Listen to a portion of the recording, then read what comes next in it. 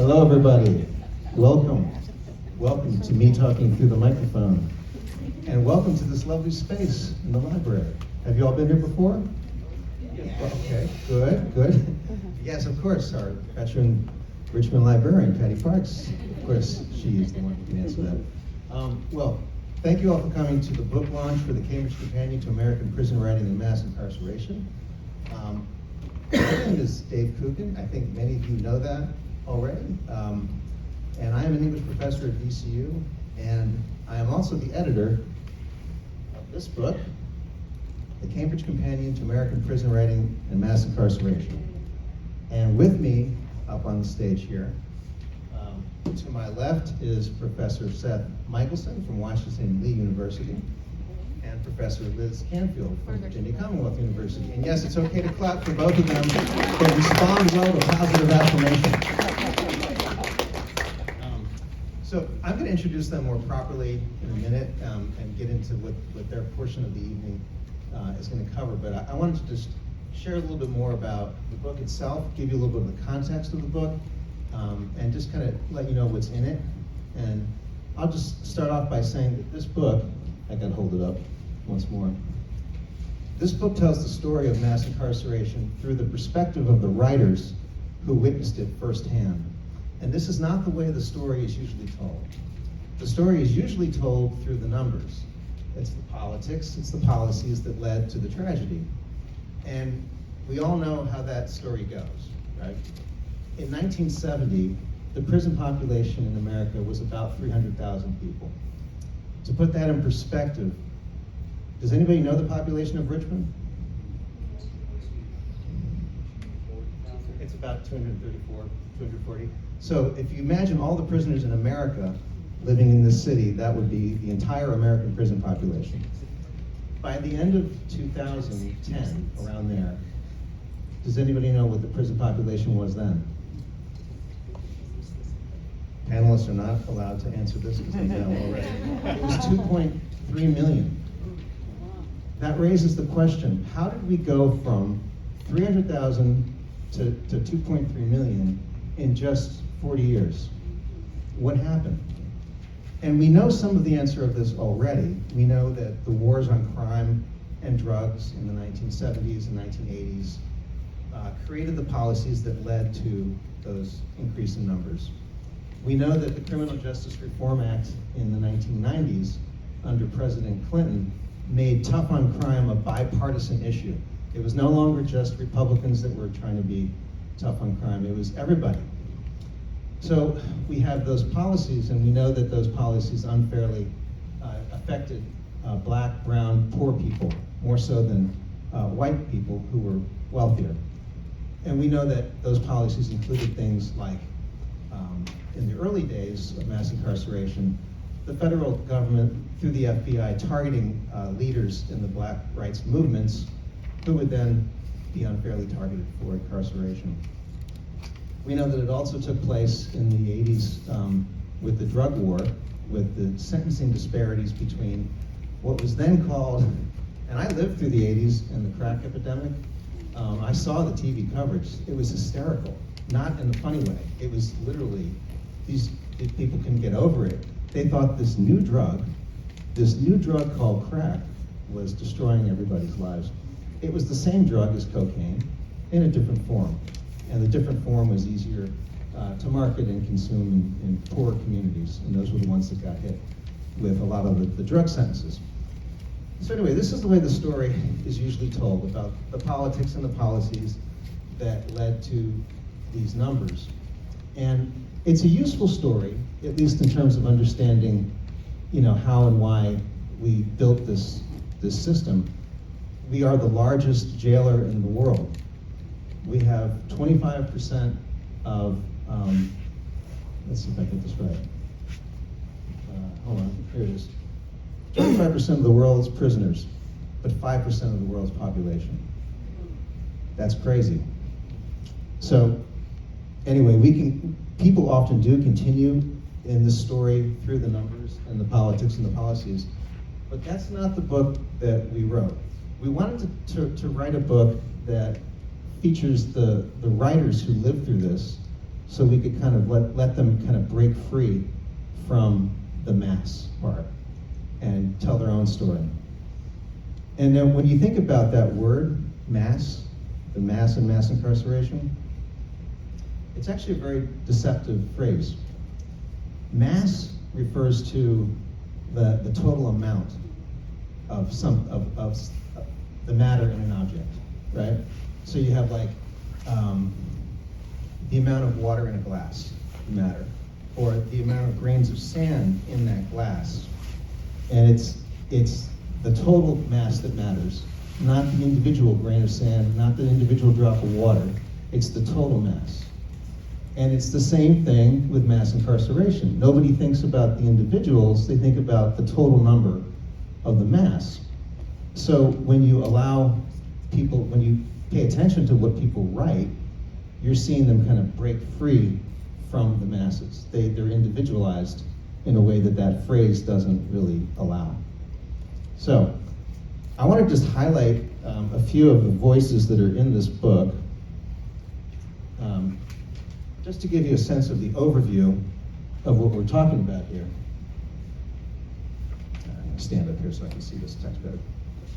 Okay, so the story, again, starts in the early 1970s, and that's when you see, if you ever look at a bar graph of mass incarceration, that's when the line truly goes up. So in the early 1970s, and even before, in the mid to late 60s, some of the voices from prison that you heard were Huey Newton and Bobby Seale. Remember, they formed the Black Panther Party. They formed the Black Panther Party to push back against police brutality of typically white police departments violating black communities. And when they went to prison, they wrote their manifestos and their memoirs about that. We have George Jackson. George Jackson was a revolutionary leader. He spent his time in solitary confinement reading Che Guevara and Karl Marx and theorizing a way for people to liberate themselves, not just from prison, but from the oppressive structure in society that created prison. Angela Davis, who was accused of aiding George's brother Jonathan in a attempt to free George and his comrades from the system. She was then she went on the run basically. They caught her, the charges never stuck, and she went on to become a celebrated prison abolitionist, probably best known for her book, Are Prisons Obsolete? Etheridge Knight. Etheridge Knight describes his life like this: I died in Korea from a shrapnel wound, and narcotics resurrected me.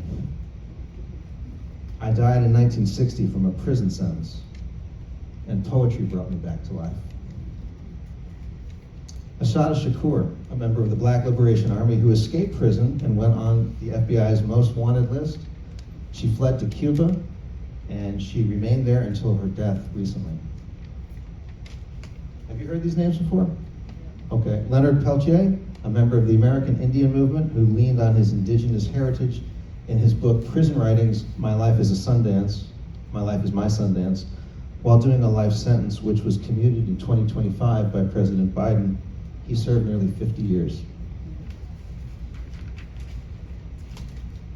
Mumia Abu-Jamal, who wrote the book Live from Death Row, 10 years into his death penalty sentence, he was offered a correspondence job with NPR's All Things Considered, only to have it rescinded due to political pressure from then Senator Bob Dole. But Mumia got back with his next book, All Things Censored. His death sentence was commuted to life in prison in 2010, and he remains there to this day.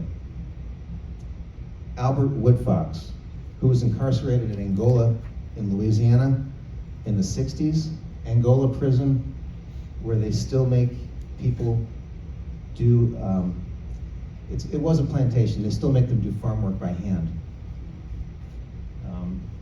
He did 44 years in solitary, more time than anybody ever. He was released in 2016 and died in 2022. Wilbert Rideau, who spent 10 years on death row at Angola until the Supreme Court suspended the death penalty in 1972, at which point he got life in prison, and he became the first black editor of the Angolite, the prison newspaper where he won many prestigious awards. You know, that was a rehabilitative time. Raido was able to actually leave his cell and go walk around and report like a regular reporter. He had a phone at his desk. He could call out whenever he wanted. He would go out with his co-editors and get interviewed. They had a warden who believed in rehabilitation. That all changed in the 80s. Danny Martin, who became a popular columnist for the San Francisco Chronicle, the warden eventually sued him for violating prison rules against running a business in prison. And about this, he writes, "I committed a bank robbery, and they put me in prison. That was right. Then I committed journalism, and they put me in the hole. That was wrong." Jack Henry Abbott, a self-described state-raised convict who spent the majority of his life in prison, or as he calls it in the title of his book, in the belly of the beast. How, he argued, could he live in free society after only knowing the deprivation and humiliation and persecution of prison his whole life? He couldn't. When he was released, largely through the advocacy of his literary mentor, Norman Mailer, he killed a man. Kenneth Hartman, another self-described state-raised convict who got a life sentence for murder and spent the first part of it climbing the alpha male hierarchy in prison, but unlike Abbott, pivoted towards redemption and was pardoned by Governor Jerry Brown in 2017 after serving 38 years. And he got out and became a prison advocate. And in the book, Kenneth writes the chapter on Jack Henry Abbott, which is interesting. Jarvis Masters, who wrote a powerful memoir, That Bird Has My Wings. The title came about when he was on the prison yard and he saw some guys trying to throw the basketball up at the pigeon. And he intervened to stop them. And they're like, "What are you doing, man? We're just having fun." He's like, "That bird has my wings." Okay, Jarvis, he in his memoir describes some really difficult trauma that led him to prison that I don't have time to get into, but he is a practicing Buddhist. He actually converted, and that's what saved him. And in his books, he describes what it's like to sit and listen and breathe in hell. He's done 42 years, 33 of them on death row. He was recently taken off death row as part of Governor Newsom's plan to dismantle death row in California. As a result of publishing this book, I met somebody who knows Jarvis and advocates for him and sent him an excerpt of the book, and he loves it. Shaka Sangor. Shaka grew up in Detroit. He was a teenage drug dealer. He was shot, he survived, then he went on and shot and killed somebody else in a drug deal gone wrong. His memoir, Righting My Wrongs, takes us beyond what would otherwise be smug headlines about super predators and the crack epidemic to show a man atoning for his actions as he forgives those who preyed upon him. Barbara Parsons Lane, who after 20 years of physical, sexual, and emotional abuse by a husband who threatened to kill her, killed him. Parsons Lane struggles to tell the story in prison while being further traumatized by prison and undertreated for her PTSD.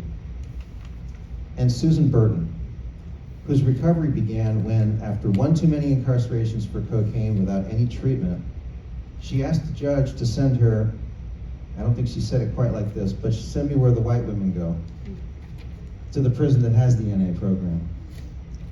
And a forward to Burton's book, Becoming Mrs. Burton, From Prison to Recovery to Leading the Fight for Incarcerated Women, Michelle Alexander, the author of The New Jim Crow, Mass Incarceration in an Age of Colorblindness, likens Burton to a modern-day Harriet Tubman, returning to prison again and again to liberate women in bondage.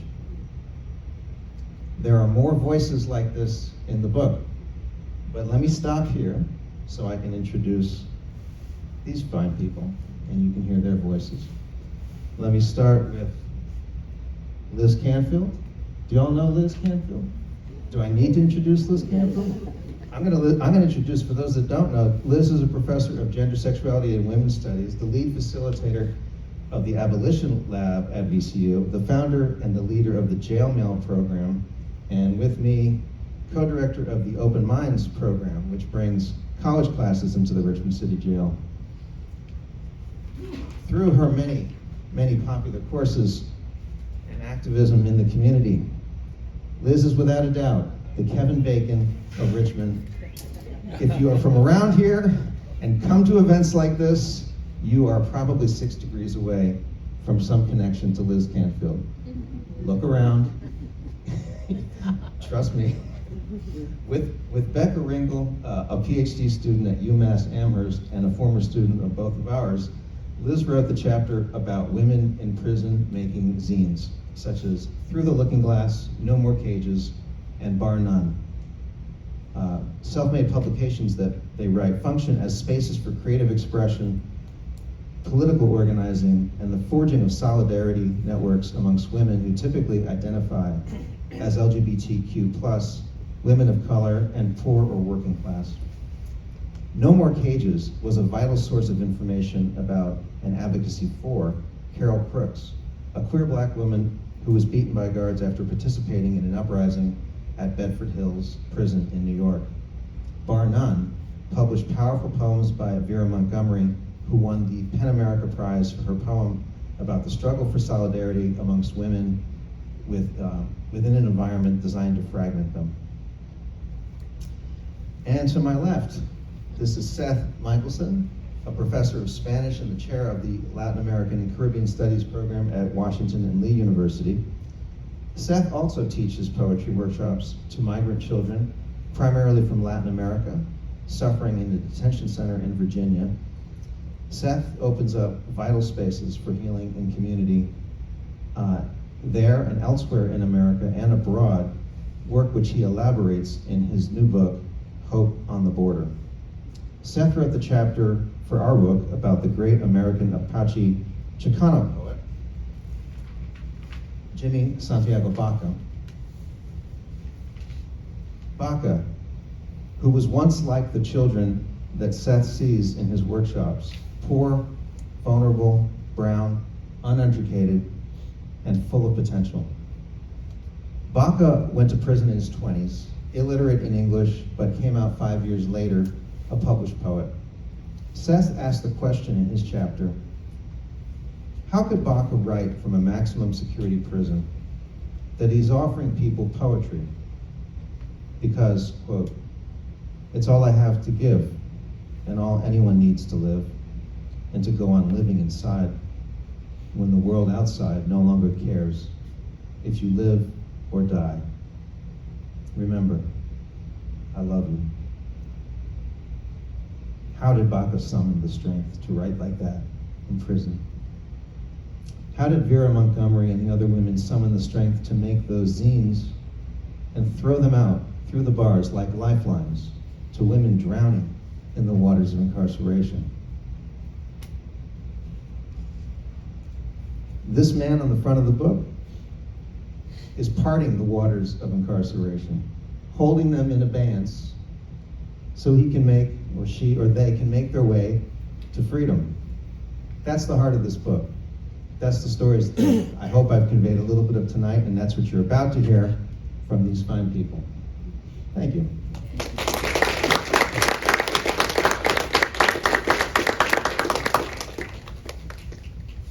Oh, you're next. I am? Yeah, Oh. yeah. I am? Awesome. I got some stuff. Ever the teacher here. Handouts. We don't do this often, do we?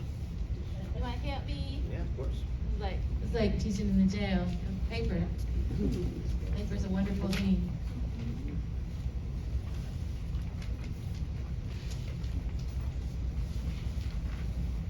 Also wanted to I'm gonna start one of these at the front and maybe one of these in the back. This is a a photocopy of a scanned copy of Carol Crooks' zine, Bar None.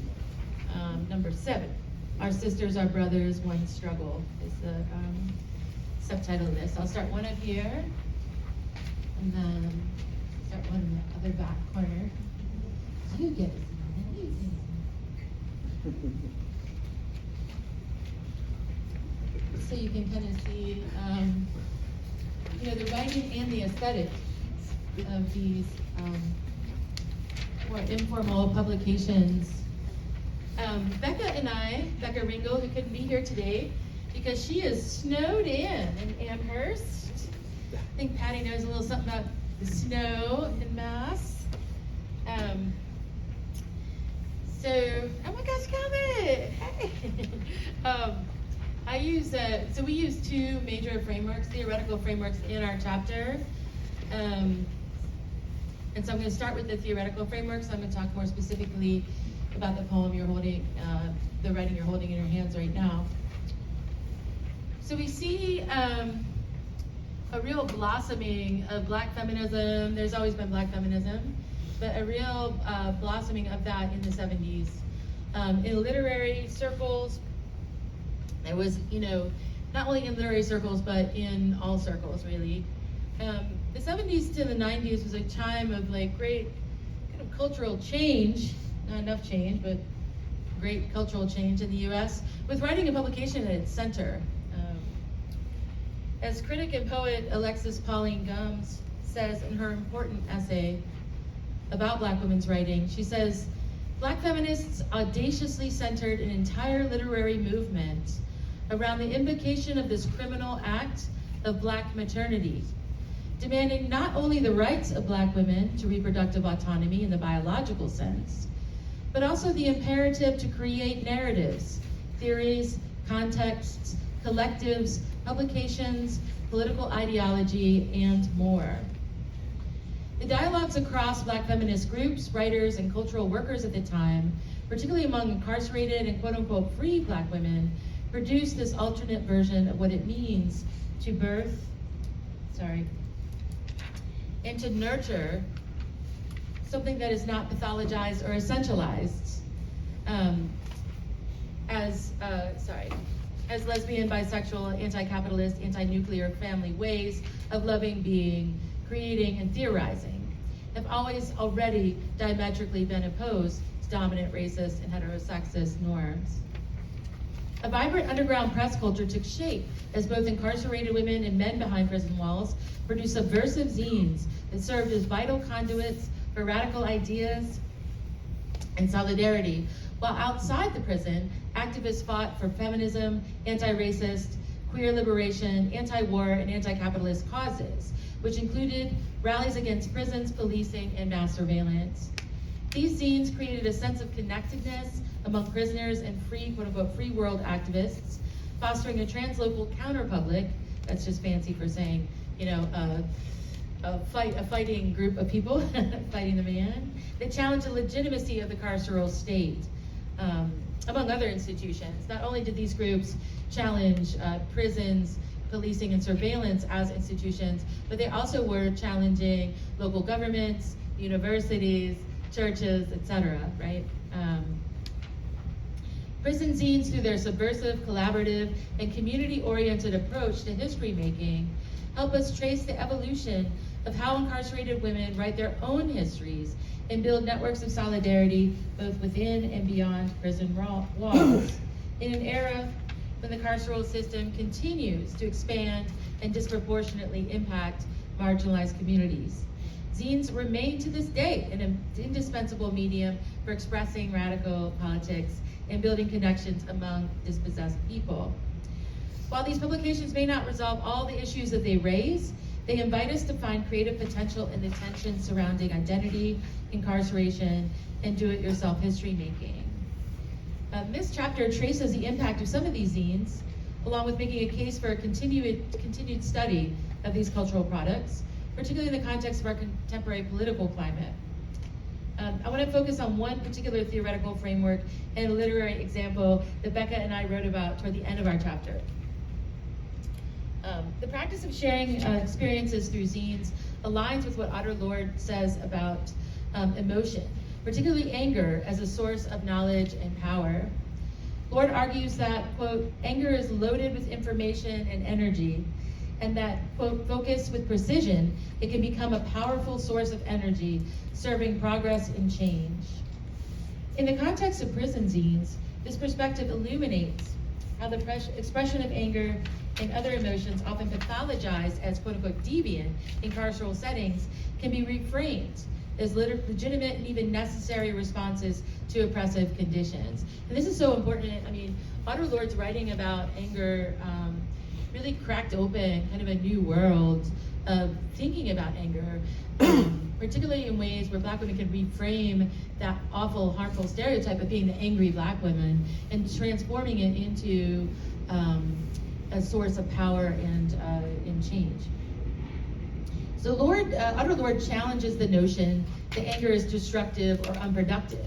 She argues that anger expressed and translated into action in the service of our vision and our future is a liberating and strengthening act of clarification. She emphasizes the importance of recognizing and validating the anger of women, particularly women of color. She stated that if I fail to recognize them as other faces of myself, then I'm contributing not only to each of their oppressions, but also to my own. She also highlights the detrimental effects of suppressing anger, noting that anger is the appropriate reaction to racist attitudes, as is fury when the actions arising from those attitudes do not change. Anger can be transformative when it is used to confront injustice and build solidarity among women. The anger of women can transform difference through insight into power, she says. For anger between peers births change, not destruction. And the discomfort and sense of loss it often causes is not fatal, but a sign of growth. In the context of prison zines, this integration of emotion into knowledge production and sharing becomes a powerful means of creating what rhetorical scholar Adela Licona calls embodied knowledges, embodied resistances, and representations of the body in third space contexts, revealing much about the multiply situated relational, coalitional, and corporeal subjectivity. Through this lens, we can understand prison zines not as just vehicles for information, but as spaces of emotional expression, collective identity formation, and the cultivation of resistance against these oppressive systems. They exemplify Lord's vision of emotion, particularly anger, as this catalyst for social transformation and solidarity.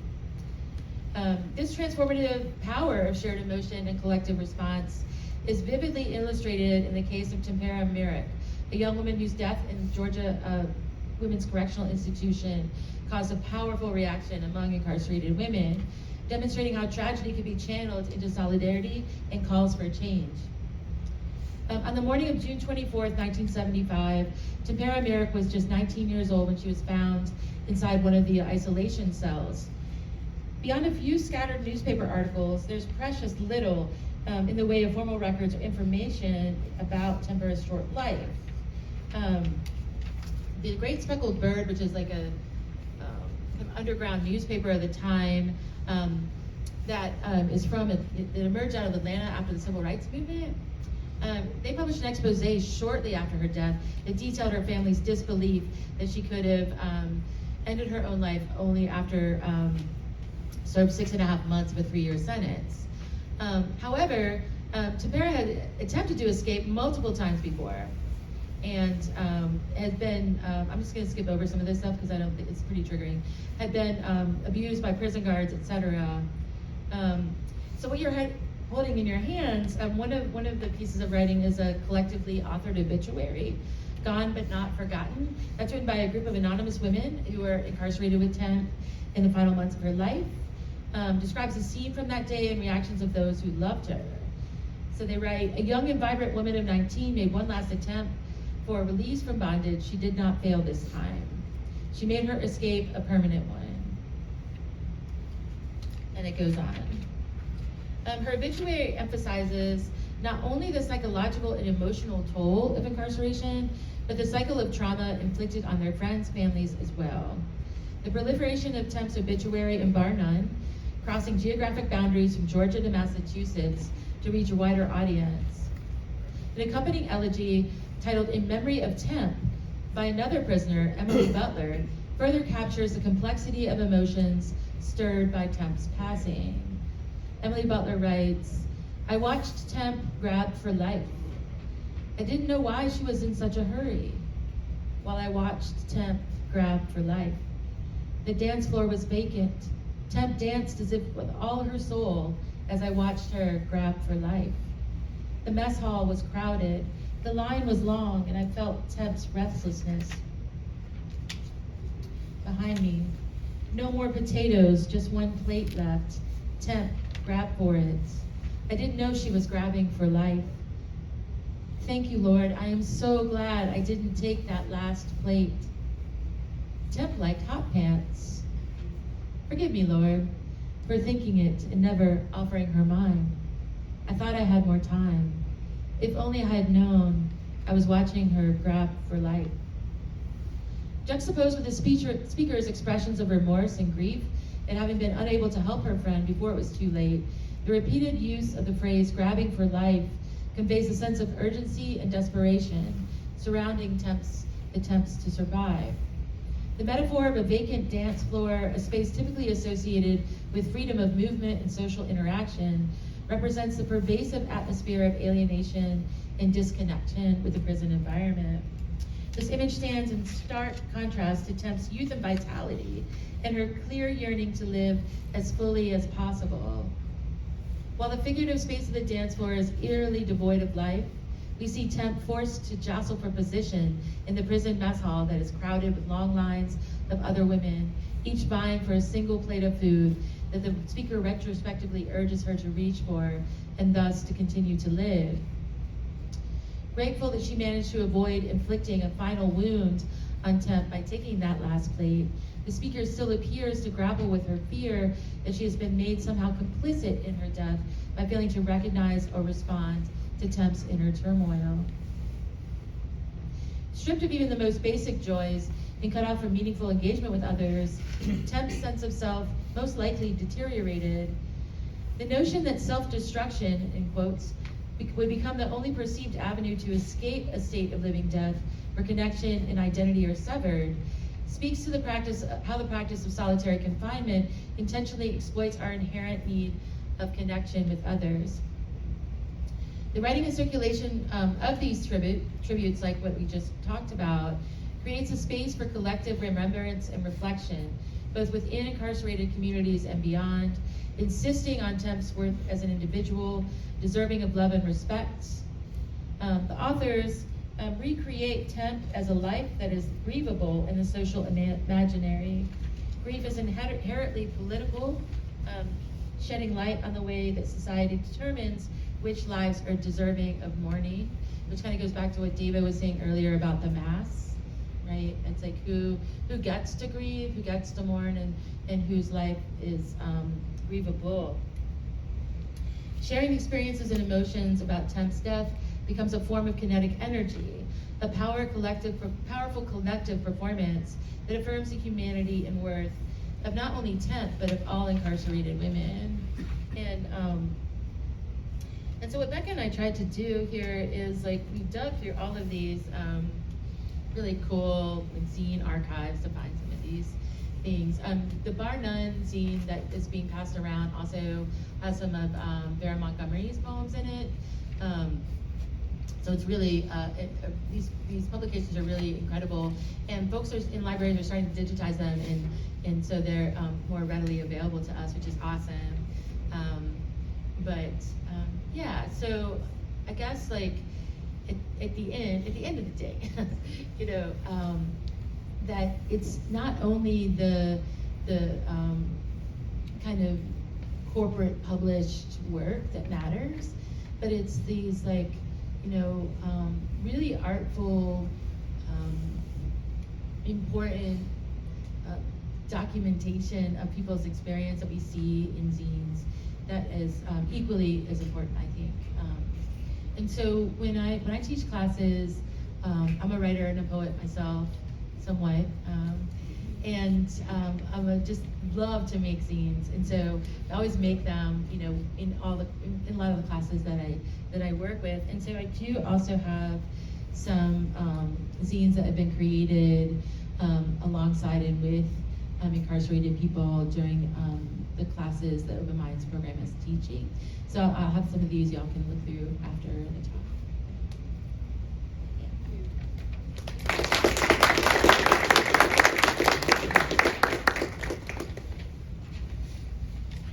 Hello, everybody. I'm just going to stand up. My body needs it. I'm Seth. Thank you for being here. It's a great honor to be with all of you and taking your precious time coming out on a cold night, so thank you. And to be with Liz and Dave. Liz, wonderful, beautiful talk, powerful and inspiring, especially Audrey Lord, who I love. And Dave, a round of applause maybe for Dave, for all he does for the community, for this incredible book, which represents so many voices. And if I were to counterpose, I talk about Jimmy Santiago Vaca, who's a pioneering voice in incarcerated letters. And I guess I'm here in between these two books. This is my new book called Hope on the Border, and the subtitle is Immigration, Incarceration, and the Power of Poetry. So, according to the Department of Corrections itself, they call two categories of people, non-white people, Black or Hispanic. Black people, according to the Department of Corrections, make up 12.6% of the US population and 38% of the federal prison population, right? So that's disproportionate representation. Triple, right, the representation in the carceral system. And Hispanic, the term of the government again, Hispanic people are 18% of the US population and 28% of the federal prison population. So the only justification, right, could be biological racism, right? To say, hey, Hispanic and Black people, according to the tags from the government, commit more crime because they're more criminal, so they need to be locked up, right? And we know that's not true, or I hope you think that's not true. And so how do we do that? Dave's great question. How do we get from 300,000 to 2,300,000 in 40 years? Or as Ruth Gilmore Wilson says in Golden Gulag, a great book, right? How do we get, just in California alone, from 1982 to 2000, a 500% increase in the prison system, with each prison costing hundreds of millions of dollars? Why are we doing this and how? And Jimmy speaks out against it in terms of understanding prisons as sites of institutional cruelty that are part and parcel of capitalist growth of the political economy of the United States, right? And I love it. My argument is that the extension of the market that commodifies Black and brown bodies is always looking for new markets. That's what capitalism does, right? Who else can I sell to? I've sold the wallets to all the people here. I need more people to sell my wallets to. Undocumented people become a new market to tap. And does anybody I'm sure, the budget for ICE that the president just gifted?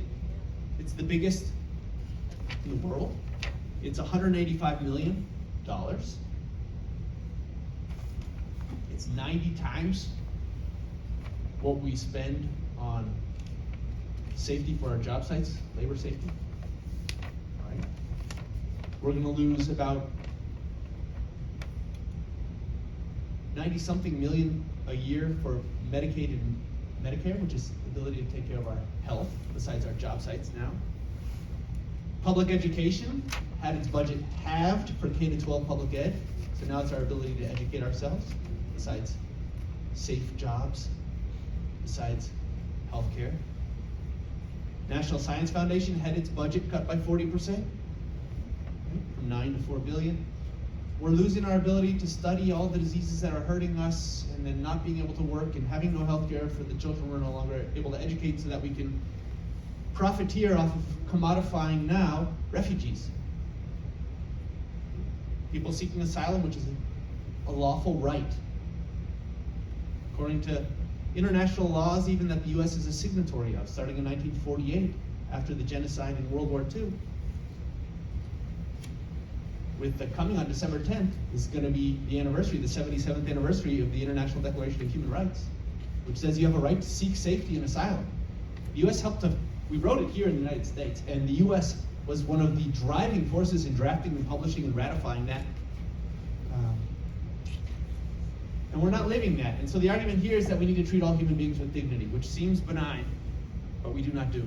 We don't treat all people with dignity. We hunt people. We're hunting people, undocumented people, trans people, all sorts of people. The carceral system has been hunting people for decades. And it takes the brave writers in this book, right, which would be a wonderful gift at the holiday season, right? For all of your friends to sample.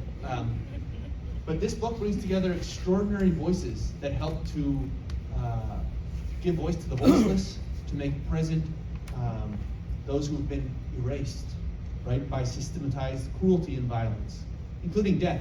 And in this case, we know since January, 25 people have died in ICE custody, at least, right? And we're paying for that. It's being done in our names, supposedly to make us safe.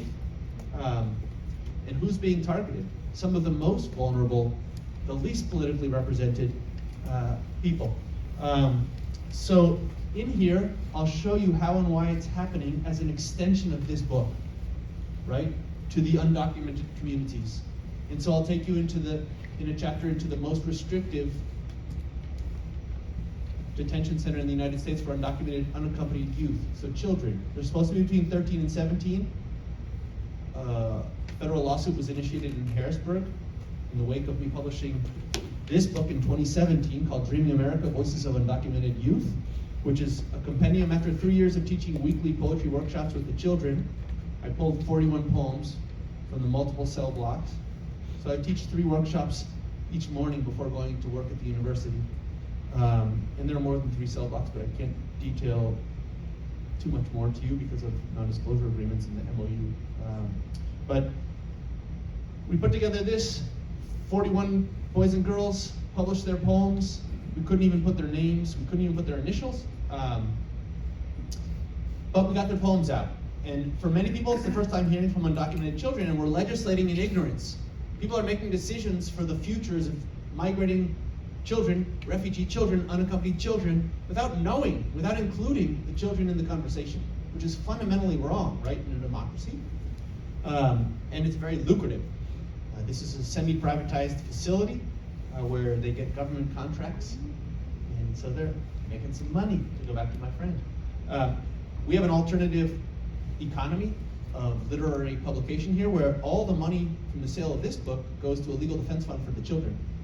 And so in a sense, they're riding the way to freedom. With representation, at least they get their restrictions stepped down from being in isolation cells where we know self-harm and suicide are pandemic, and there's a story in here from one of the children about his 6th suicide attempt.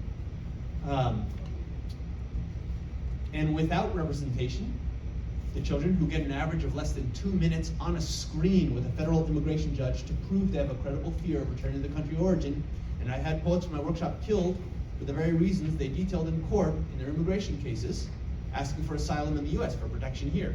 And a federal immigration judge said, no, that child was repatriated, which is the government's word for deported, and they were killed in the very way that they detailed, hauntingly, right, in their cases. So it's a life or death thing that we're doing, and there's so much you can do to get involved.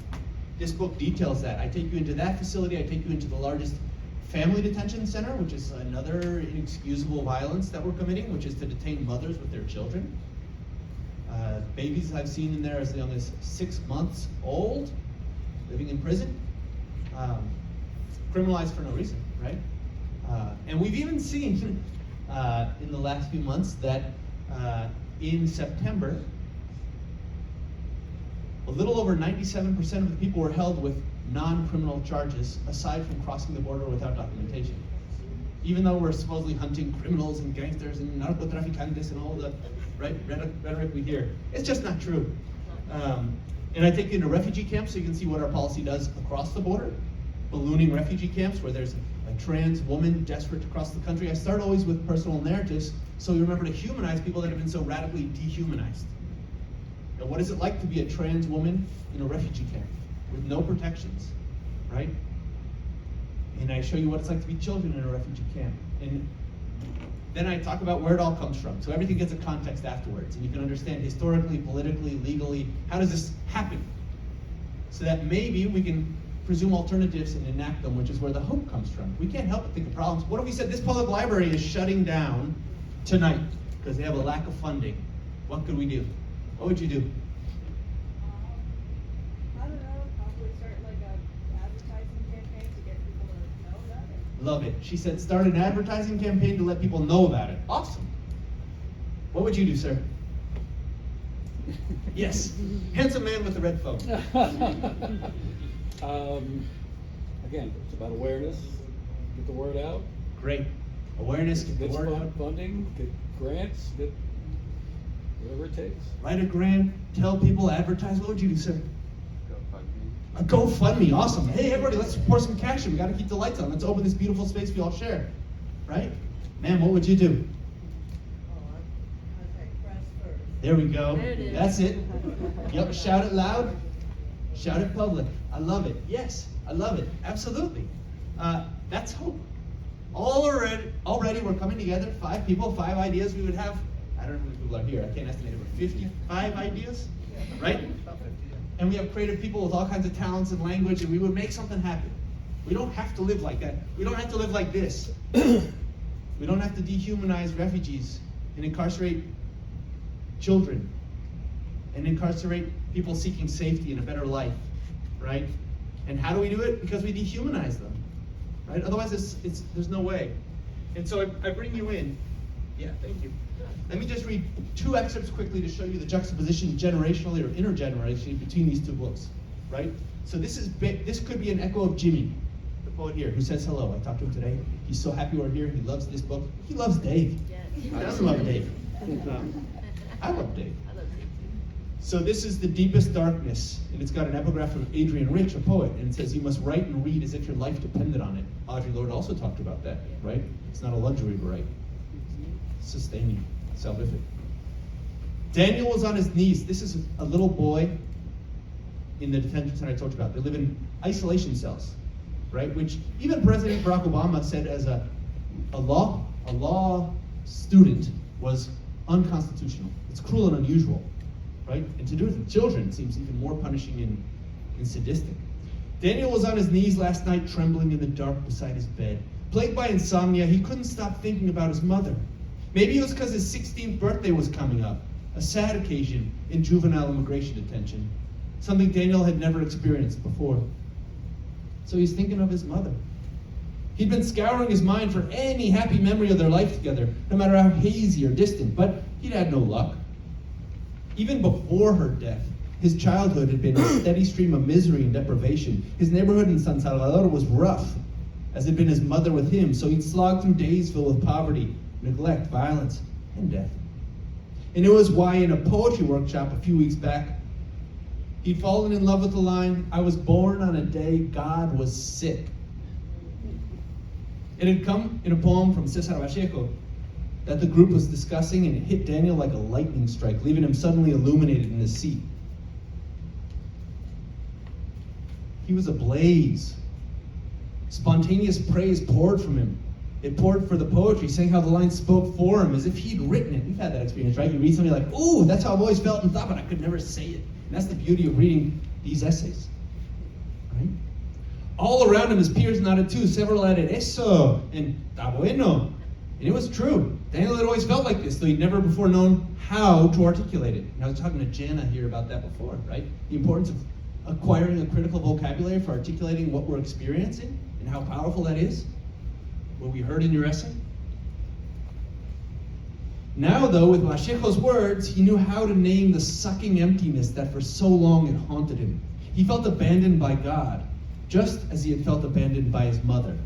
And then from there, you go on to hear his poetry that he wrote in our workshops and meet some of the other kids, and you can see how we're causing cruelty, what Jimmy calls institutionalized cruelty, which are prisons, sites of punishing cruelty, right? And that they're part and parcel of our political economy. And we got to tell the press. That's right. And Jimmy was born in 1952 in Santa Fe, New Mexico, into a family of generational poverty. By age 6, he was orphaned. First, his dad left, and he famously, Jimmy, famously said the first time he knew prison was at age 5 because they were trying to get his dad out, who'd been arrested for drunk driving, and his dad used to beat his mom and terrorize the family and blow their cash on booze and gambling, and he used to get in some trouble, and then his mom left too, and she had internalized white supremacy. So they were Apache Chicano, but she was fair-skinned and green-eyed. And she even, for a romantic relationship, passed as white with a man at his request, so that no one would know he was with Apache Chicano woman. And she was eventually murdered by her second husband. So Jimmy grew up in deep tragedy, and he went to go live with his grandparents, like so many of us did, right? And with his grandparents, they lived in basically a shack with like no floor, right? Dirt floor, in pretty severe poverty, in the outskirts of Santa Fe, in Estancia, New Mexico.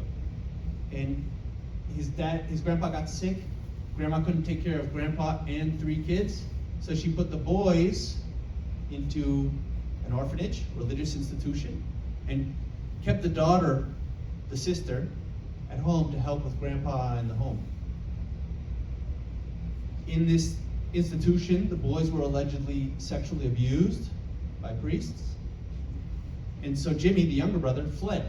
His older brother said, "No, I'm gonna stay. I'm scared to leave." And Jimmy lived on the streets, and he was illiterate, out of school, 10, 11, 12, 13, in and out of juvenile detention, until at 19 he picks up a federal charge of 5 to 10 years that he didn't deserve, allegedly, according to him.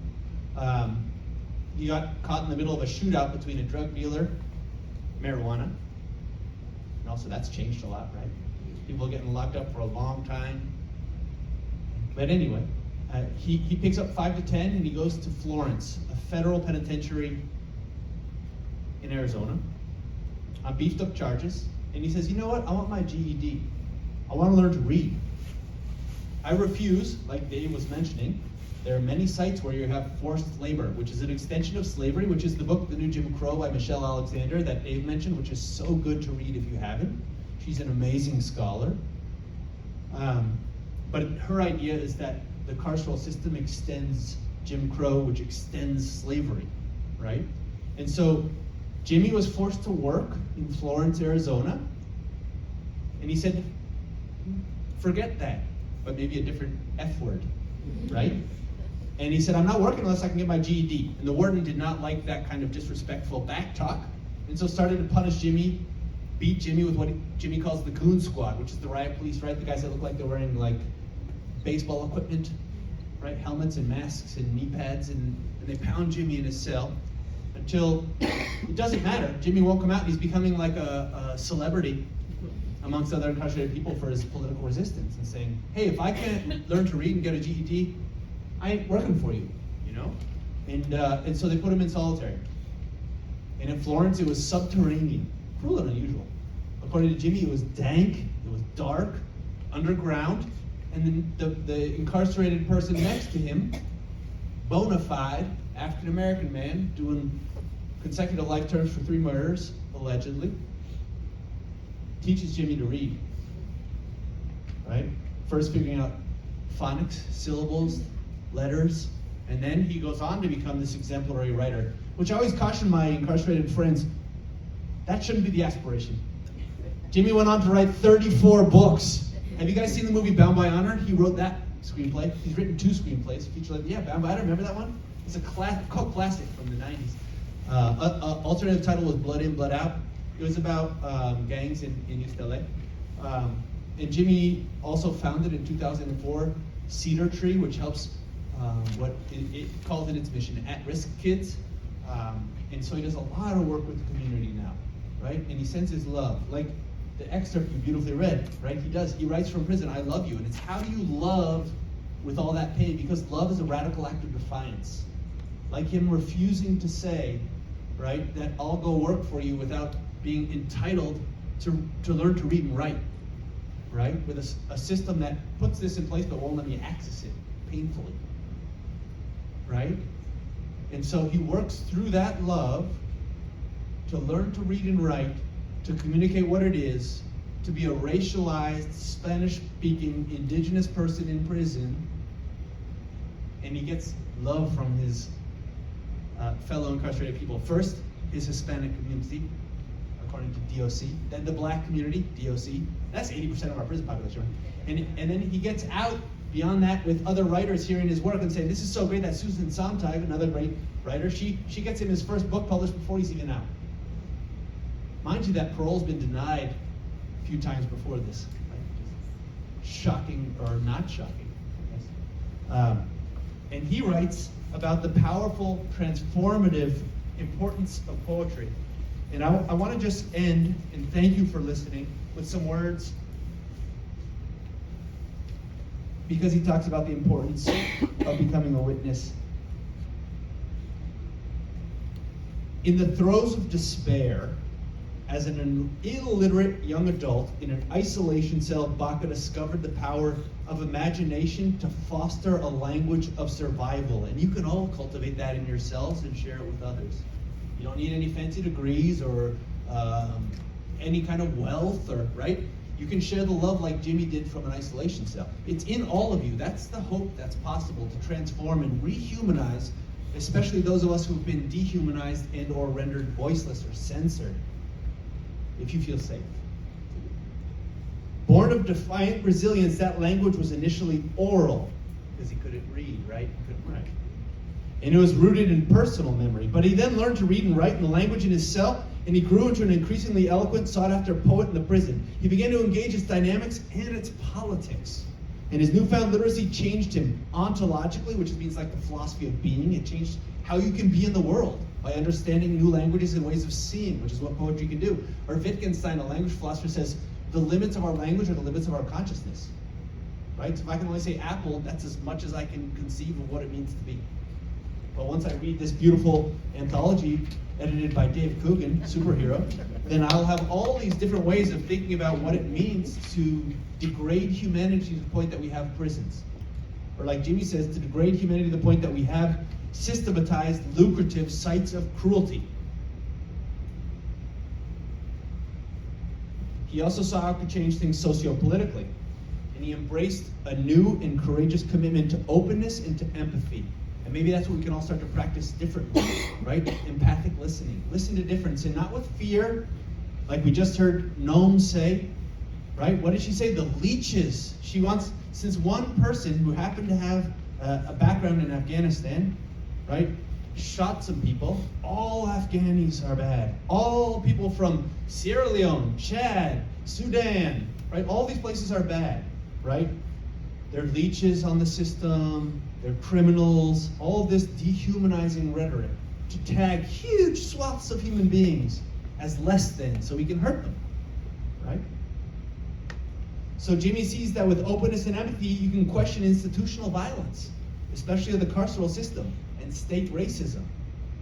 State racism meaning, right, that 80% of that population that we talked about earlier, representing 40% of the population in the US. How can it be 40% of the US, but 80% of the prison system, right? Why? So in response to the logic of mass incarceration, there's that key term that both of my esteemed colleagues mentioned, Jimmy forged a language of love for love and love for freedom.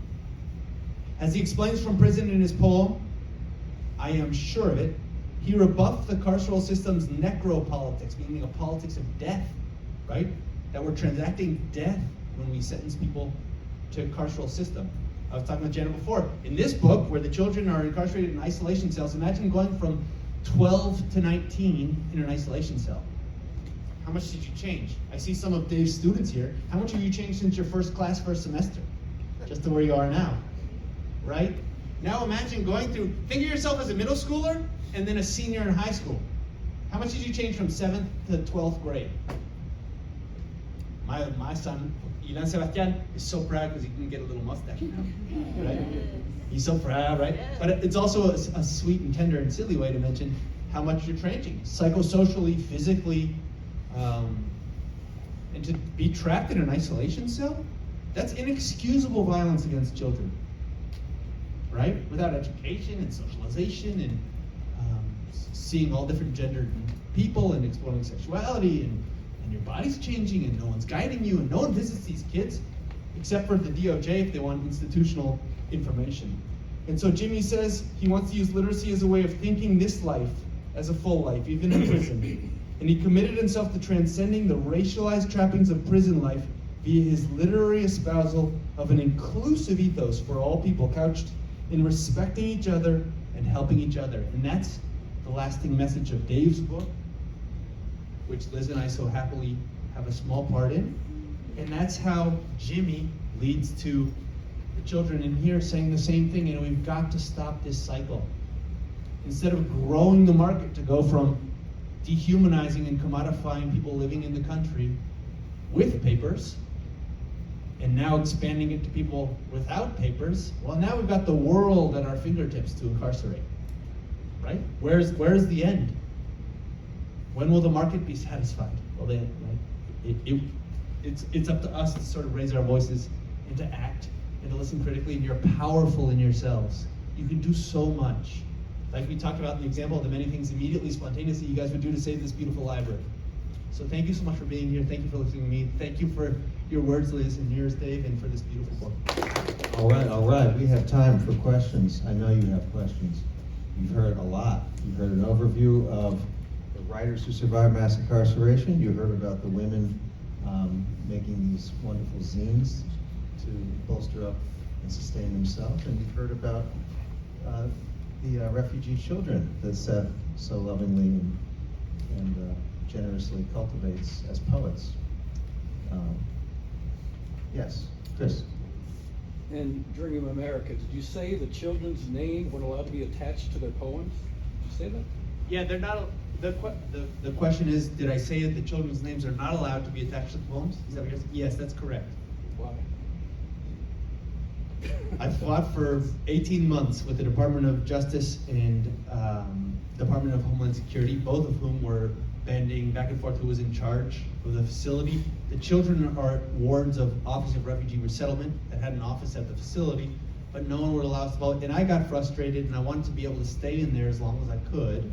And I would say, well, can we at least do their initials? Children sign consent forms, they want their names on their poems. They're what they're most afraid of, like so many incarcerated people, is being erased from existence and no one knowing what happened to them. Besides the physical suffering that you endure and the psychic suffering you endure in that. They wanted their poems. And I actually, in Mexico, got to read one of the boys' poems to his aunt, and it was a very special moment. And I used to have everybody write back to the kids, and I'd take it in and I'd read your responses to them. They never gave me permission. And so then I got really squirrely and frustrated, and I said, well, I've got a friend who's an artist. Could I get permission to bring her in? And she'll draft 3/4 profiles of each child, and we'll lay their poems over a beautiful charcoal portrait. And they're like, if you keep asking us these questions, sir, hit the road. So I gave up on that, and the kids were sad about it. But what's really cool is 1/3 of the kids in here are illiterate, which is also to say you do not have to be highly educated or, I don't know, linguistic person to be a poet. Poetry's in all of us. And my Mexican brothers and sisters say, de poeta y loco todos tenemos un poco, right? Does anybody speak Spanish? What does de poeta y loco todos tenemos un poco mean? Is anybody, I'm saying de poeta y, ¿vos entendés? ¿Qué quiere decir? You're speaking very fast. Your Oh, sorry. accent's a little. Yeah. I'm saying de poeta y loco, todos tenemos un poco. Yeah, like, there's a little crazy poet in all of us. My guy. There's a little crazy person and a little poet in all of us, right? Yeah. And it's so true. And these kids, 1/3 illiterate, have beautiful poems in here. Who cares? And there are tremendous acts of compassion when a boy or a girl who couldn't write would say, what's your name? Rachel, who's a great writer, knows how to write, and we love her poems in the group. I said, Rachel, could you write for me today? And she would say, okay. Instead of writing her poem, she would write for me so that I could have a poem on paper. And then every day we celebrated the kids' work at the end. And I used to give out candy till that too was prohibited because they said it was a security risk. And I had my own sons, Joaquin Alejandro and Ilan Sebastian, my boys, would pick out the candies that were popular at school. because they were the same age. And then they'd be like, oh, this is what everybody likes now, is these sour gummies, sour somethings. They're like little colorful things. And we would celebrate their poems and clap, and you don't know how it uplifts the spirit of a child to hear their poem. And you know this with adults too. It happens to me too, and I'm 27.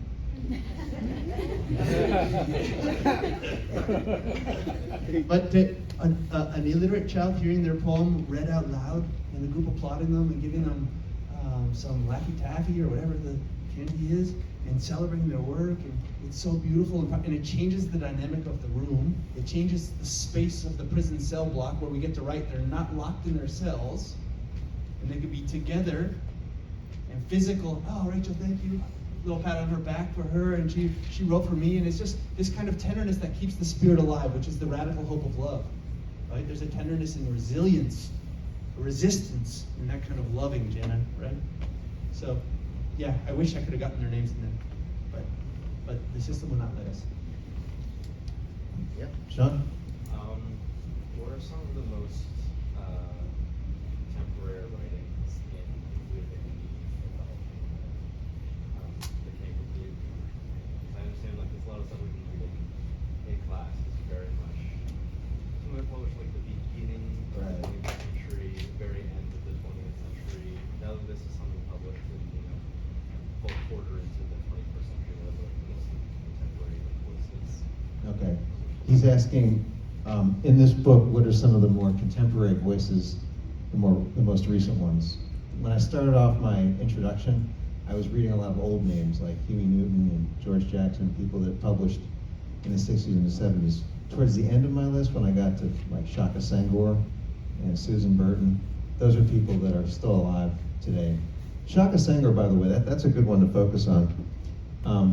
He's a great speaker. He was, in fact, when he was on Oprah's show, Oprah later said that was not just the best conversation she's had with a formerly imprisoned person, but the best conversation ever.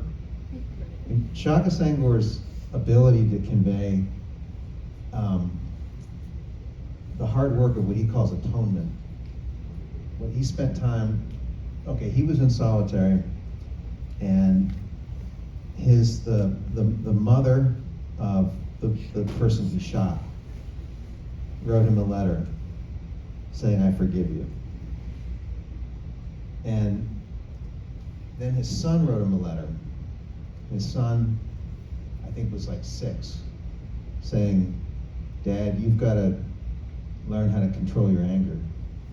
Because if you don't, I'm trying to learn how to control my anger, and if I don't want to end up in prison like you, and you've got to do better, And he started to write a response back to the mother first, then his son. And he realized that, like, all around him in solitary, kind of like the way Seth was describing solitary for Jimmy, all around there's negativity.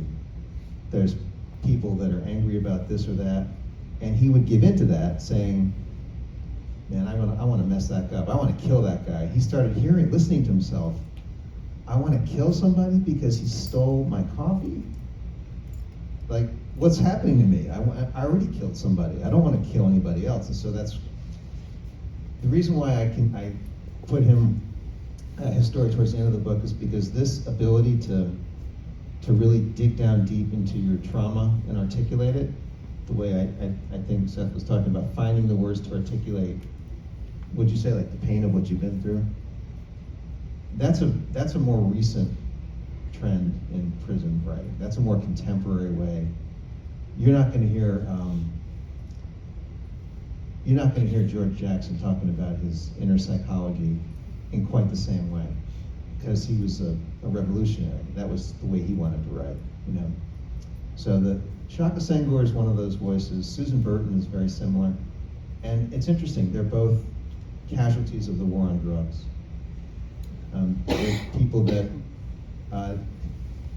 if we had, I think, like Seth was articulating it earlier, if we had a policy of treating a health problem like addiction as a health problem instead of a criminal problem that you can then use to keep the machine going, we wouldn't have as many people in prison. Good so far? Other questions? So much from that girl writing letters in middle school, like, you know, Sarah, I would complain about all the girls who didn't like me in middle school, you know, to that to like, you know, oh, this is on purpose. Like, US is functioning exactly how it's designed to function. And that's messed up. We gotta do something about it, you know. And I met Dave like 20 years later, you know, and then we started talking about like, well, you know, you care about this stuff and you do this activism like just on the outside. Like, what would happen if you like went inside and like taught classes and did stuff like that? And I was like, I never thought about that before, like bringing the worlds together, you know. And so Dave is like one of the most transformative people to me. So in many ways, I love you, Dave. He's like my brother. Yeah, so that's kind of a clunky answer to the question. Yeah. Before I let Seth get this again on that question, let me just amplify some of the things that Liz said. You know from writing our way out that I started the class after a crime took place in the community that I live in. And that was my first real exposure to living near a crime scene. And if those of you who don't know that book, Writing Our Way Out, Memoirs from Jail, is the book that came out of this experience that I had teaching my first writing class at the Richmond City Jail. Anyway, while that experience was going on, and I got towards maybe the end of it, when all the men that I had taught at the jail were sent to prison, and then I'm writing letters back and forth. And when I could see that project coming to an end, I knew that I had to go back. I couldn't walk away from this. It was some of the most vibrant, transformative teaching and kind of ethical reasoning I had ever done. And when I knew that I wanted to go back, I knew I didn't want to go alone. I wanted to bring students, but I also wanted to bring other professors. And the person who was then working at the jail as the director of education told me, he said, you know, you could also come during the week if you want, because I was coming during the weekends. And when he told me that I could bring other professors and students and I could come during the week, the first person I thought of was Liz Canfield. Because I knew, first of all, that she had a vision for how and why she would want to teach there that would complement, it would stretch mine, and it would be good for me. And also I knew that she could do it. She'd hit the ground running. Well, I knew about the zines. I mean, I kind of knew of that. I knew how she taught, and it was like a no-brainer, like bring Liz in.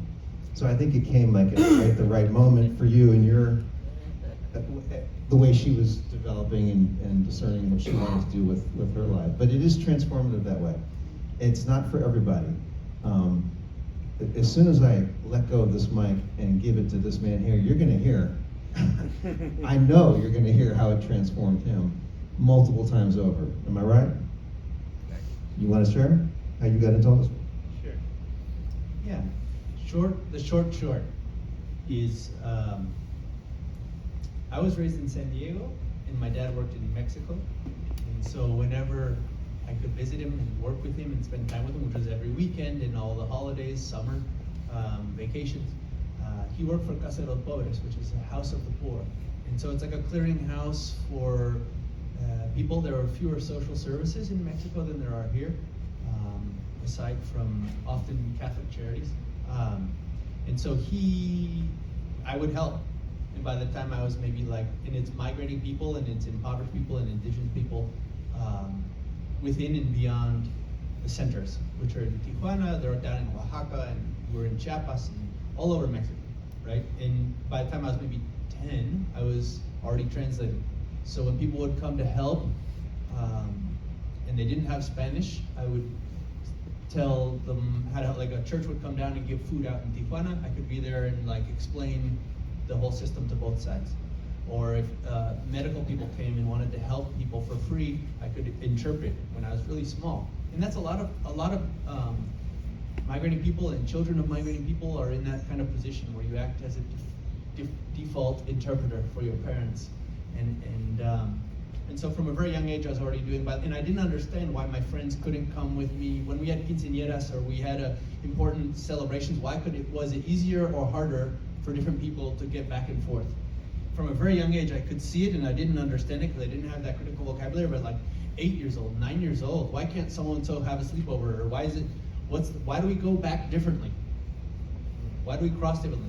And then I grew up with all my friends and people getting detained and deported, and of course also poverty being criminalized, and mental health being criminalized, and addiction being criminalized led to family members picking up even felonies, multiple felonies, and how much that made no sense to me.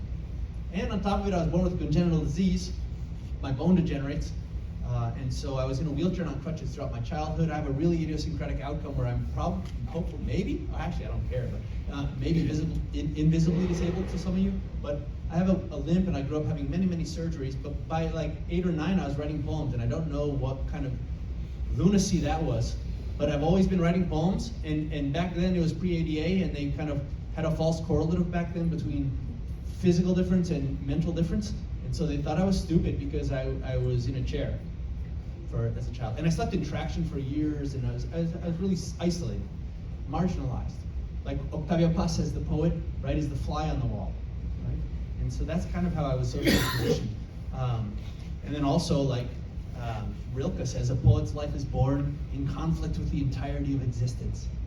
And that's how I felt intrinsically, right? Like, what the fuck is going on that my friends can't come over, or we can't get into their quinceañera, or that I'm sorry for the language. Although there's a correlation between honesty and cussing. But It's a prison writing talk. it's a prison writing talk, yeah, that's an okay word. But I couldn't understand all those things, and also poetry was a way of dealing with it, and I started sharing with kindergartners. When I was sent down from 2nd grade, 3rd grade, 4th grade to kindergarten, I would share with them stories, and I'd read to them, teach them phonics, Mama Mi Mumu, or whatever we were doing at the time, and that's what I still do. I'm a congenital professor, is my shtick. That's my standard joke, because that's all, I still teach the joys of literacy and writing together. I do it in prisons. I've been working in prisons for closing in on 30 years, 27 years, with men, with women, with children, undocumented people, state facilities, federal facilities in the US, in Mexico. I put out an anthology of men's prison poetry that I was named a US Fulbright Scholar to Uruguay, and I was there, and I did weekly workshops in a maximum security men's prison there for 4 months of weekly workshops. And we put out a book called Boquete, which you guys who speak Spanish know is like a little, maybe like a crack in the wall, because the idea is like, I can whisper to my brother over here, right? I can tell him something, even though I'm stuck behind this wall, and I can get to him. We can communicate through the cracks, right? And we had some transformative political impact, to go to your point, because at the time, they were debating, it was their national political interest, prison reform, and they were criminalizing addiction, they were criminalizing poverty, like we're doing here, but worsening it. And so they had built 2 Texas-style maximum security detention centers, and they had contracted 8 more. And then we came in, and I was on political debate shows, like in the radio, and publishing stuff, and sharing this anthology, and talking to the Archbishop, and bringing in politicians, and meeting in Congress, and we got them to disarticulate that contract for the 8 more, which is to say there's hope, right? Your language matters, your work matters, poetry matters, conversations matter, empathy matters, any gesture of interpersonal kindness matters. Here, you could become a driver for undocumented people to get to court. If you don't get to court on your court date, you're held in absentia, culpable, and your deportation proceedings are ordered, meaning you gotta go. You don't even get a chance to argue your case for asylum. If someone, because they don't have a license, a car, money, and the courts are far away, if you would sign up just to drive once a month for an hour and a half, you can literally save somebody's life. I told you about the little boy who was killed for the reasons that we didn't honor in court as the reasons for his asylum. You could literally save somebody's life by driving them. You say, driving? I just do that for fun. I'm frustrated in class, I'm gonna go smoke a cigarette, listen to my favorite songs, and right? It could be life-saving to do these little gestures that we take for granted, that are luxuries and fun, but there's so many ways you can transform the world through language and poetry, for me, but it doesn't have to be poetry, right? It could be music, just not all of us can play a cello to express our feelings. Not all of us can paint beautifully. I'm a stick figure artist, so I definitely couldn't paint. But we all have words, which is why I always say, like, my Mexican brothers and sisters, de poeta y loco todos somos pocos. We all have a poet and a crazy person in us, because illiterate people are fabulous poets too. right? Everybody who has language and feelings, which everybody have, raise your hand if you have language. Raise your hand if you have feelings. Yeah, you could be a poet too. You're a poet. News for you. The only difference between poets and non-poets is that poets are writing poetry. The non-poets are the ones who are not writing poems. You can too. And it matters. If you write me a beautiful poem about your experiences, your hopes, your loves, your dreams, your failures, your frustrations, I know the intimacies of your life, and I can understand them in a way that we wouldn't otherwise have to share in connection. I can define myself against and through and with those feelings, and then right back to you. And suddenly there's a deep connection that's formed. And I don't want harm to come to my brother, my sister, the person I love that I know through these poetic gestures, or art, or whatever it is, a letter. Genre doesn't matter. There are prose poems in here. We can talk about genre later. That's some sort of academic discussion, but it's just a poem that doesn't have line breaks. It's a block, like an essay, right? But anyway, that's some of the ways that it's transformative. That's very good. And I could just to add to that, I've read Hope on the Border, and the energy and the imagination you're hearing now is filled in that book. It's filled with stories just like that. And I'll just add a little bit more that he does that translation work as well as the poetry workshop, as well as the practical things like driving people. It's an amazing story that takes you across a lot of different states and countries. So it's a good read. Yes, sir. Talking about where does someone sign up to help out and do that kind of thing? Where do we do that? Yeah. It's great. It depends on what you want to do. If you want to interpret, which is I to can't talk. do that. You can't do, and it could be any language, I can guys. drive. We don't want to diminish it to spend. I know. Just they have French or Vietnamese. In this book, I talk about working with women from Jordan, Senegal, all over the world, right? But yeah, so you may have languages. That's one thing. You can interpret, which is to speak. You can translate, which you can do. Maybe you're a night owl, and from 1 to 2 in the morning, you could translate paperwork so people could get jobs or apply for asylum or whatever they need to understand their attorney, write a letter, write their personal narrative for their attorney, because attorneys sometimes work pro bono and don't speak the language of their clients. So that's one thing. There are ways to drive. In Richmond, I can get to you. I live in Charlottesville right now, and I teach in Lexington. But there are ways to drive. There are ways that you can become like a big brother or a big sister. CASA does that, for example. So you dedicate yourself to a child who's incarcerated, and you can work with them, like the Big Brothers and Sisters programs. There are ways you can donate money to groups that you like, which always helps. I, in February, started it's called the Central Virginia Community Support Fund. The big secret is that that's a dumb, boring name because we don't want attention, right? From the state, from the federal government. Because what we do is bond support. You all know what a bond is? That's when you give money to the court so that someone can get out. It's collateral, because it's saying like they want that money so they're gonna come back to court on the day that they have a notice to appear. And so we post bonds. It was 5 of us. 2 immigration attorneys, a civic attorney, me, and a friend who worked with the unhoused for a decade. And we started the Central Virginia Community Support Fund. I mention it as an example. You can start any kind of group where you see a need. It might be rounding up food or clothing for people facing their first winter. A lot of people, right, get resettled in places where they don't have the appropriate footwear and gloves and hats. It could be, well, there are endless examples, but let me just mention CVCSF because that's, if you trust the place, your dollars go far, right? We're 5 volunteers, all with professional careers doing this independently.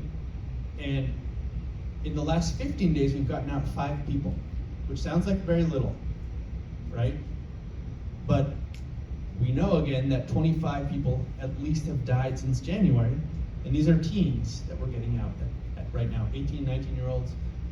And it used to be $500 minimum to get an undocumented person out of ICE detention when a federal immigration judge allowed them to post bond. And now we're getting requests for $25,000. We just funded today, actually 6, I gotta push our numbers up. We just got someone out at 6 for $20,000. Now that is institutionalized cruelty in economics. That's not the option of bond. If you're an undocumented person in federal detention, where are you coming up with 20 grand? It's like, yeah, we're offering this, but we're not really offering this, right? And so we come in as a last-ditch effort to get people out on bond who can't afford it. And it's just out of a way of, like we did brainstorming before, how do we solve a problem? And you'll see in your community, where can I help? And maybe it's clothes, maybe it's food, maybe it's interpreting, maybe it's translating, maybe it's driving people, maybe it's writing, hey, let's repeal Executive Order 47 from Glenn Youngkin. Do we know what that one is? That's the disgusting collaboration in our names of Virginia Department of Corrections and the Virginia State Police with ICE. We don't need to stitch our beautiful state's infrastructure onto that federal hatred and cruelty, right? So we can say, hey, please, maybe our new governor, please repeal this executive order. We don't want our police in our Department of Corrections collaborating with ICE. We don't want to intensify that network of repression and targeting humans and snatching them off the streets. We know that they're taking people, Dave, right? That children walking to school, children picking up their lunch in convenience stores, mentally and physically different people, people getting detained in hospitals, getting care. It's so repugnantly unethical and cruel that there's nothing you can't do that wouldn't help, right? In terms of thinking empathically about others and their needs.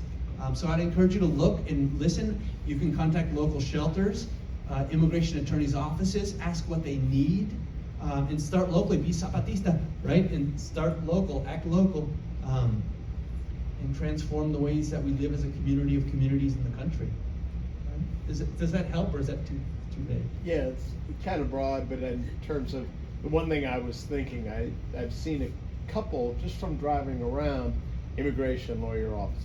Yes. And I was thinking, maybe I should go knock on their door because they're the ones that got to support certain things, but they can't do everything. You know. Excellent. He's saying maybe he saw a lot of signs for immigration attorneys' offices, and he's thinking maybe I'll knock on their doors and see how I can help. Be careful. There are predatory immigration attorneys, right, who are taking money and not helping people. But if you can find the credible ones, buy them lunch weekly. Those people are saints. It's so brutal to do the work. Secondary trauma is real.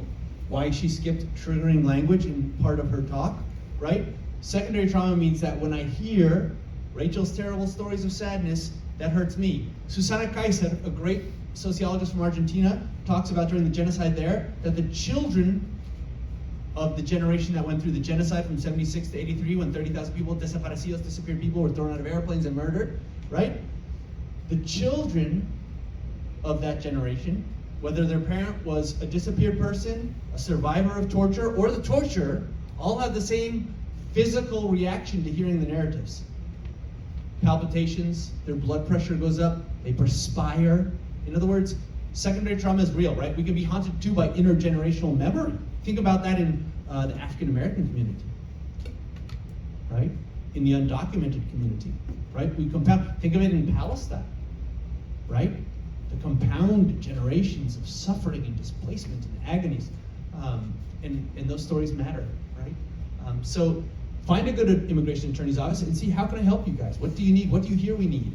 Ask Dave, ask Liz for local contacts. I can hook up with you later. I can give you contact. I can give, well, you can just take, if you want one of these, you can take one and pass them around. My press sent me these. Thank you. They're bookmarks, but you can always find me this way and email me. I welcome contact. Please write to me and ask me questions if I can be of help. But there's so much we can do.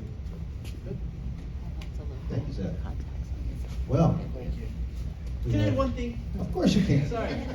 One more thing is that this gentleman, what's your name, sir?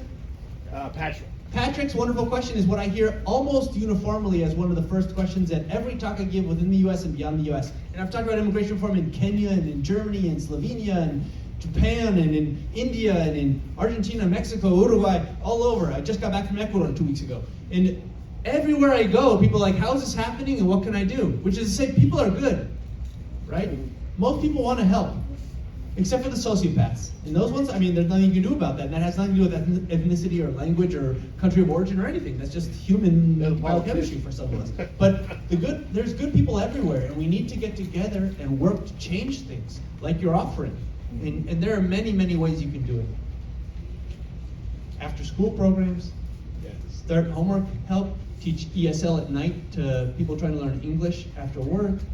There's just so much. It depends on your life skills, your interests, your time. Yeah. Questions? I've got a question for Dave. I'm right here. Hey, Coogan. Have you sent your new book to the fellows that helped you wrote the old book? See, there's one, I think she was asking, and he was asking a question, so maybe we'll get both. You asked the question. I'll- Did I just interrupt? I'm sorry. No, it's fine. We'll get them both. We have time. Yeah. Have you sent your new book to the folks who helped write your old book? Have I sent the new book to the ones who wrote the old book, Writing Our Way Out? Well, Kelvin? we could ask, because one of them is right here. And no, I don't think I have shared this book with Kelvin, who helped me write the last book. So maybe I should. Can you all pass this back to the handsome man in the far left corner there so we can take a look at it? That will answer Davis's question. Okay, yeah. Can I add one thing? In here, if you read the chapter, Etheridge Knight, who's a great poet that Dave mentioned, he transforms the poetics in prison into what he calls a belly song. He was addicted to heroin, and he robbed a gas station, and he got 6 years in Indiana in state prison.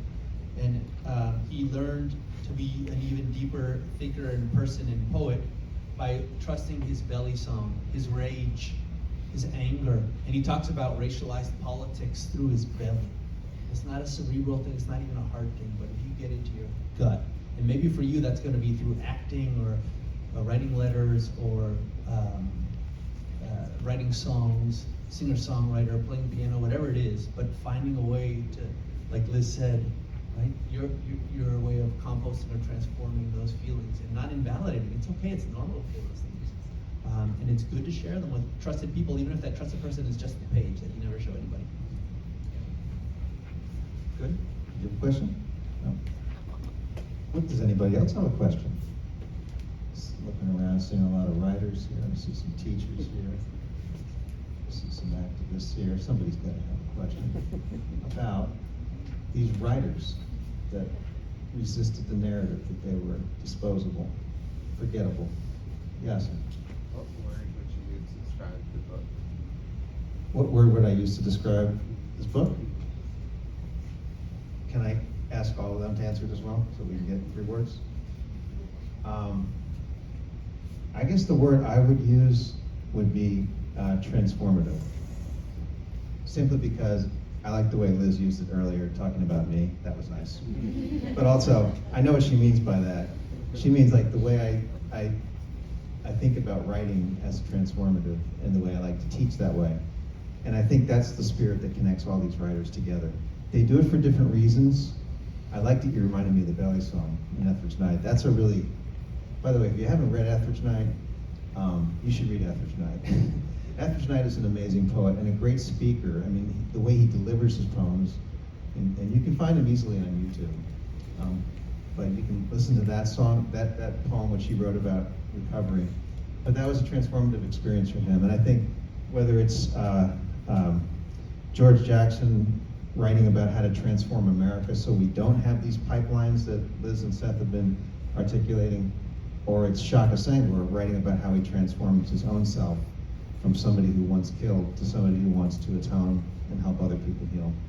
They're all transforming in different ways. So that's my word. Jeez.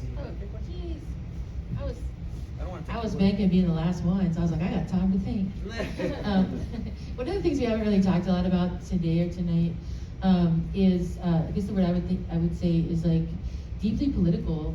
That we haven't really touched on the politics of a collection like this, but also the politics of the writers who are within this collection, and the writers who are writing about the writers are also mostly activists too. And so it's a really deeply political project. And I know that word gets like kind of weird, particularly on the national level, but that's what that it's so important for us to be, if we can, be public and be political about these issues. It's not enough when we see in this stuff that's happening now, but 10 years ago, 15 years ago, 30 years ago, right? It's not enough to shake our head and be like, dang, that's terrible. But that we have to do something about this. And I think that like the writers themselves doing something about it, and then the writers that are writing about the writers are also doing something about it. And so that's my 25 cents. You get to go now. Okay. That's a challenging and fun question. Not fun in like a roller coaster, but like eudaimonia with Socrates. Like fully engages all of my being in an immersive way. I think I would probably just say urgent or crucial or necessary. We have to listen to one another newly and freshly and empathetically and not recoil with fear. The poet Tom Lux has a poem called Tarantulas on the Life Buoy. And he talks about how he saves tarantulas from a pool from drowning, even though he's afraid of them. And that's kind of like the lesson of Dave's beautiful anthology, writer after writer, saying, don't kill me because I'm different. Right? We have to learn how to live with one another without stomping the spiders. I might be afraid of nerdy professors with glasses and beards, but I don't want to beat them up. I hope they don't get beaten up.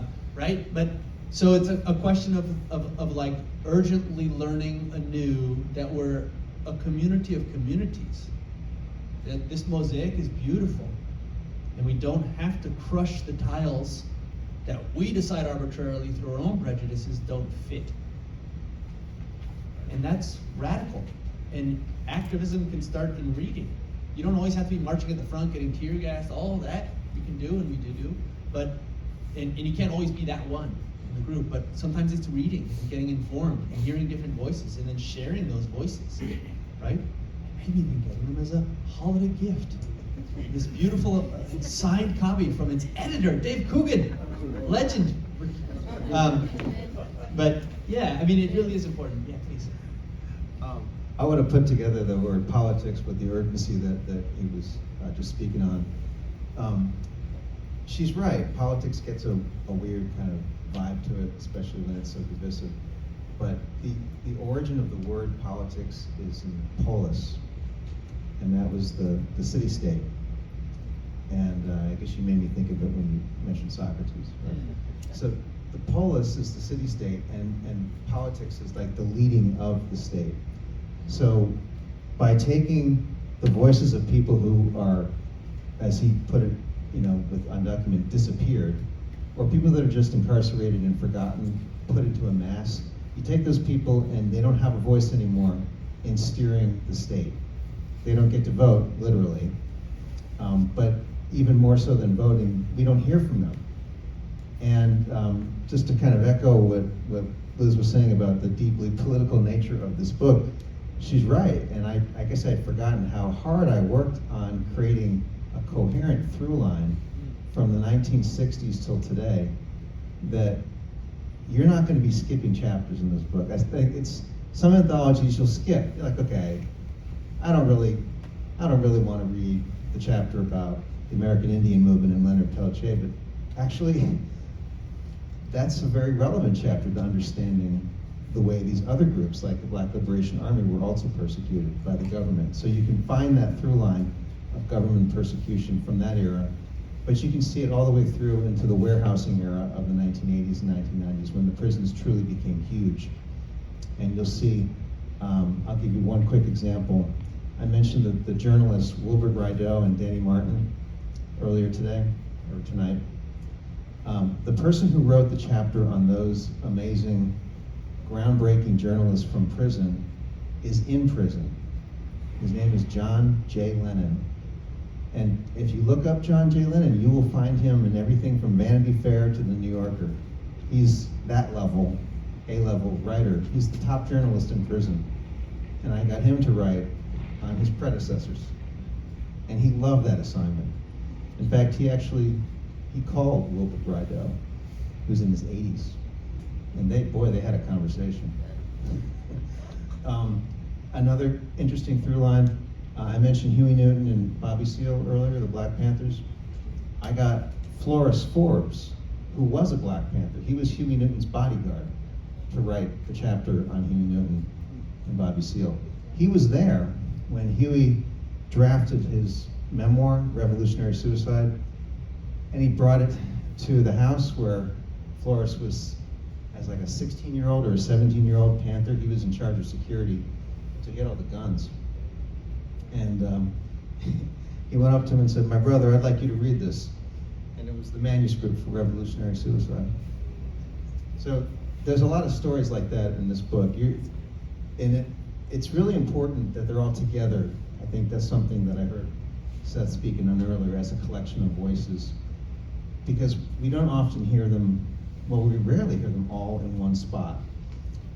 Most times what you hear is like one person who wrote their memoir, and it's a great memoir, but you kind of focus on the one person. And then like Liz was highlighting, that tends to lead to this focus on, if you don't have a published memoir that has all this visibility because it's on a big press, then like you don't have a voice. And she's proven that's not true. And it's also kind of a dangerous way of thinking about who gets to be a writer or not. And Seth amplified that well, I thought, with you don't even have to be able to physically write. You can dictate your poems to somebody else. So I think, across this book and Seth's book and the collection and his new one, Hope on the Border, you're seeing a lot of effort to kind of say, we, the people who have been impacted by this system, aren't going to be anonymous. We're not going to be labeled as victims. We have a voice, and we're going to articulate our experience together. You're clapping. He's clapping. Does anybody else have another question? Yes, Sean.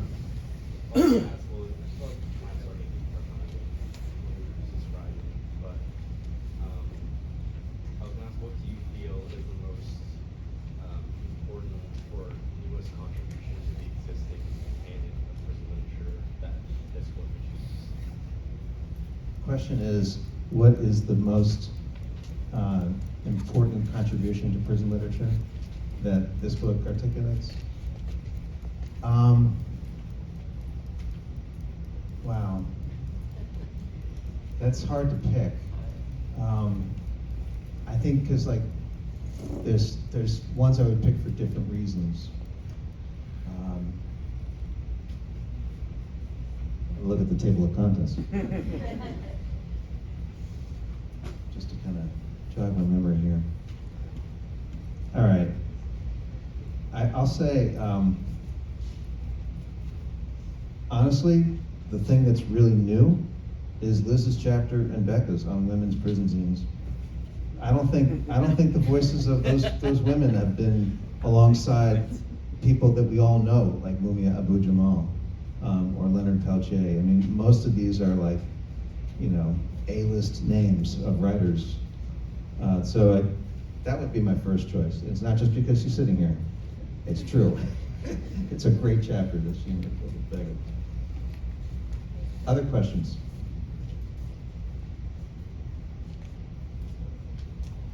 You all prisoned out? What time is it? I don't know. It's an evening. How does all of this change and influence you? I mean, not just in the writing, but how have you changed? How have I changed from working on this? Well, I proved I could do it. I have to say I didn't know if I could at first, because not only did this book get me into contact with a former Black Panther, but also some pretty important scholars who are at worlds above me. The person who wrote on Angela Davis, Joy James, is the preeminent Angela Davis scholar. And that's, I don't know if you know Angela Davis's name, but if you read anything about her, likely Joy James wrote it. So that kind of changed me, and that they were also appreciative that I had this vision to bring it together. I didn't have to really ask twice. It was like, oh, you're doing this. We need this, I think, I'll tell you, one of the most touching parts of it for me was meeting H. Bruce Franklin. Howard, I don't know if you know that name. Bruce Franklin edited Prison Writing in 20th Century America. It's a groundbreaking anthology. And he was really the founder of this field of prison writing.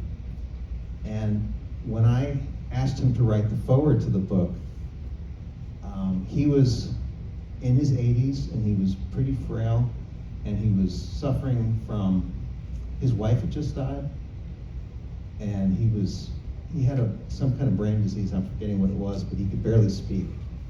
So when he would call, he was like, David, I have something for the chapter that I want you.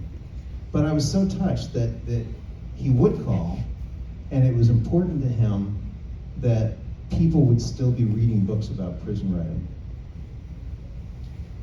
That really changed me, because I didn't think I would ever meet him, much less have these kind of sort of meaningful, soulful conversations with this luminary in the field, but that also that I could, carry the baton. Carrying the baton. So what's next? Complex question. What's next, Part Dave? 2, Danika's really, okay. Part 2, electric boogaloo, Dave.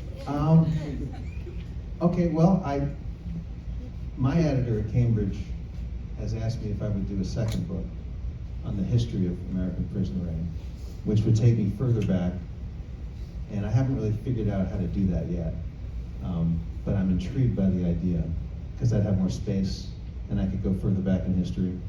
This is only about mass incarceration, but to think about prisons in America as a whole, I mean, can you imagine America without the prison?